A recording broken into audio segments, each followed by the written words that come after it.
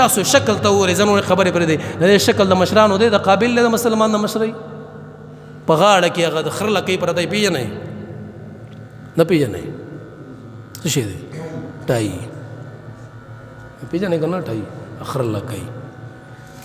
دا یې په غاړه کې بیل اچولې هغه پینټ شرټ یې بیل اچولې خبره بیا کوټ بیل اچولې لکه مطلب دا دی که نه دا ثبوت ورکوي چې خفه کېږې ما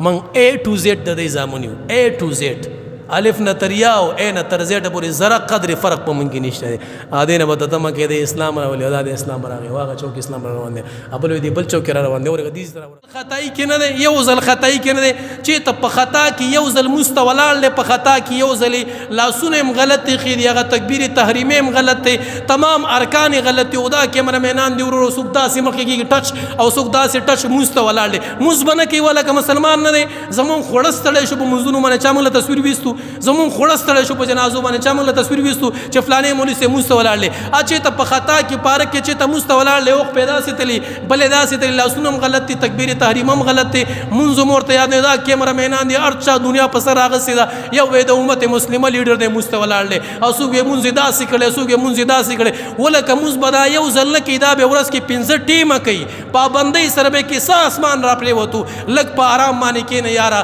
دې دسي سړی مشر کوا چې هغه منځ هغه ته یاد قدرم نه دی تعالی خدا شعور پکارو چې دا لازمه مشر دی تکبیر تحریمو ولا نه ورزي دا زما مشر دی له خو قیام نه ورزي دا زما مشر دی له خو رکوع نه ورزي زه په داسې مشر شو کومه چې هغه له فاتحه نه ورزي هغه د جمع قابل نه دی هغه د جنازې قابل نه دی بل پسیم د جنازې قابل نه دی بل پسیم جنازه نشي کولای ځان له خو نشي کولای علن کې جنازه د جمعې خطبه دا کار د حاکم وخت دی دا کار د حکمران دی دا کار د وزیر اعظم دی وزیر اعظم منبر نه پیژني وزیر اعظم محراب نه پیژني هغه جمعات نه پیژني د کلیساګانې پیژني د هندوانو مندرې پیژني د عیسایانو مشران پیژني د لوی غټ کافر پیژني او دغه مخې ته په آرام باندې ولاړ دي دغه مخې ته سر کته دی یو په جرنل اسمبلی کې چې بیان کوي قسم دی د کافرانو مخې ته دومره ښکته نظر ولاړ دي مسلمان مشرمو موږ به بیان کوو زمونږ په بیان به تمام کفر لړزېدو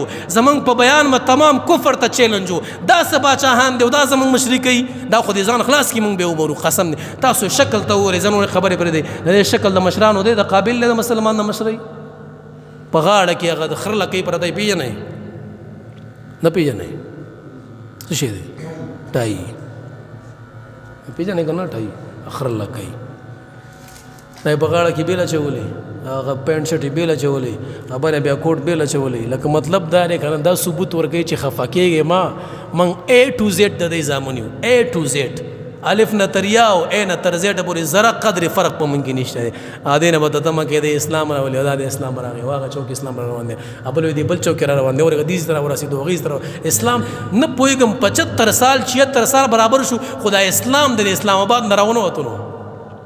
هر یو سړی وایي ما د اسلام آباد ته ورسېږم د اسلام راولم چې هلته ورسې خدای شته کو د اسلام په غم کې ښه